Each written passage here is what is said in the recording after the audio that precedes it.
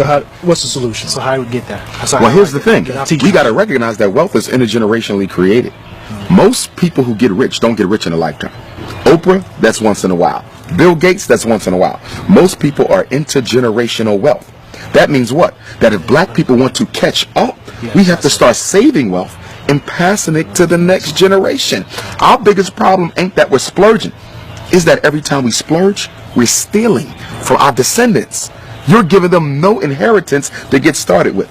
But the white child, they're starting out $100,000 plus, $1 million plus. And I think we have to become more strategic in the way that we do our health plans as well as our life insurance plans. Because what I'm learning with a lot of these white folk, a lot of them are getting their first, what you want to call a shock of wealth through the life insurance policy of their parents. We talk about that too. Yeah, so life insurance policy. Yeah, so there's so many different strategies towards wealth that we're not even thinking about because black people, our selfishness, it's also based on our, what you want to call it, emergency consciousness, survival instinct. We're only worrying about our life. We do not think about those who come after us. Now, you got to realize now, when we got out of slavery, white folks been already building wealth for a couple centuries. Right. We started behind the 8 ball.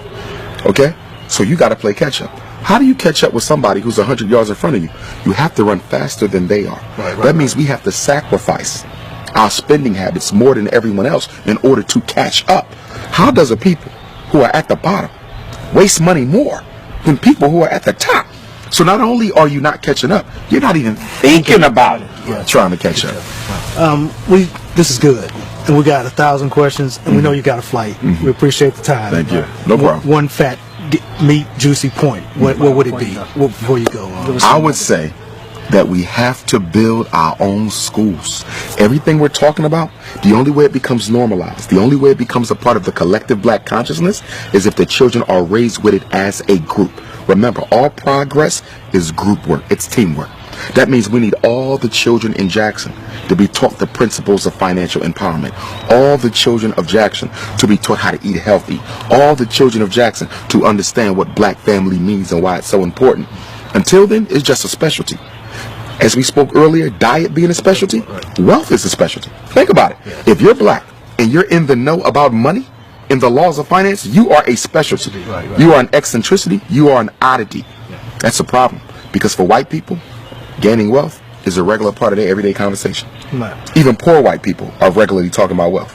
Black people don't discuss wealth at all. We have to move it from the marginalized status it has and make it a mainstream topic of conversation. Is there an answer? I know you can't just drop a 2-second answer. No. Here's what I would say with the unity. Again, unity has to be incorporated into the collective consciousness, which means children have to be socialized to unite with one another. Remember, our kids are socialized to disunite. As a principal, right? I've had first graders, 6 and 7, talking about how black your skin is, how cheap your clothes is, how nappy your hair. You're 6. You just your first year in school. How do you know all this? The parents. We are teaching our kids to be Negroes. So the only way you're going to undo that is to teach them to be Africans, which is why I want my school to be residential.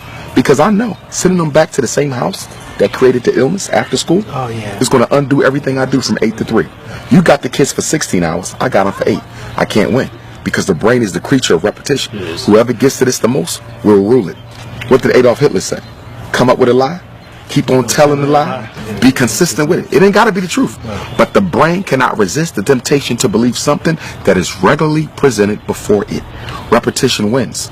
We give our kids the white folks for the first 18 years of their life, then we want to remake them into Africans for the rest of their life. That's ridiculous. The formidable years of conditioning is birth to 12. The formidable years of conditioning is birth to 12. We give that to white people. And then when they turn 21, they already have habituated. They already have a personality. They already got hard habits. And now we want to re-Africanize them. Who does that? What people have ever gotten free, giving the best years of their children to their oppressor and manipulator?